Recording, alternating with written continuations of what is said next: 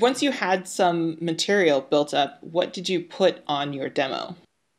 Well, initially, I didn't know any better. I just put a game. Here's a link to a game on ESPN3. I sent it to ESPN and said, this is me.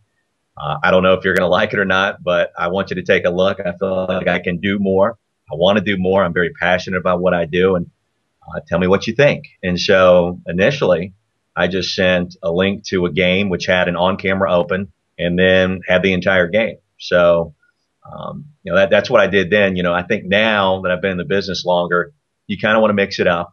It's always good if you're trying to send something, ESPN or Fox or CBS, that you have something on camera initially, you have some highlights, and then you probably have, a full segment or two of your work to just give whoever it is that's looking at it the full spectrum. I can go on camera. I'm comfortable, not awkward. I'm energetic, and I can call a game. And here are some of my samples. So that would probably be my advice if you're trying to put together a demo. You want it to range the spectrum. You want it to sound good, but you also want it to be an accurate representation of who you are, what you sound like, what you look like, and what your capabilities are too. About how long was the demo? 9-10 minutes.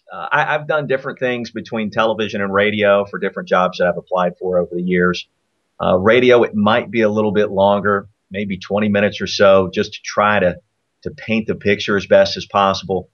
With television, the people I talk to, I think they have a pretty, clear indication almost as soon as they see you, whether or not you've got command, you've got confidence, you got the voice, and you've got the skill set to be able to do what it is you're trying to do. So I don't know that it takes as long because the picture tells you the story in TV, whereas radio, it may take a couple of segments, a little bit longer for that picture, to be accurately painted. And what about the highlights track? What did you include in that? Well, it depends on the sport.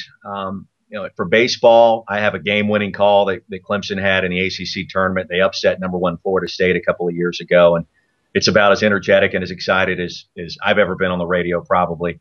And for basketball, a big three-pointer, a game-winning shot, a dunk, anything like that, or it could be a sequence of plays leading to a dunk or a fast break. Again, the on-camera open, I think, is critical if you're going for television.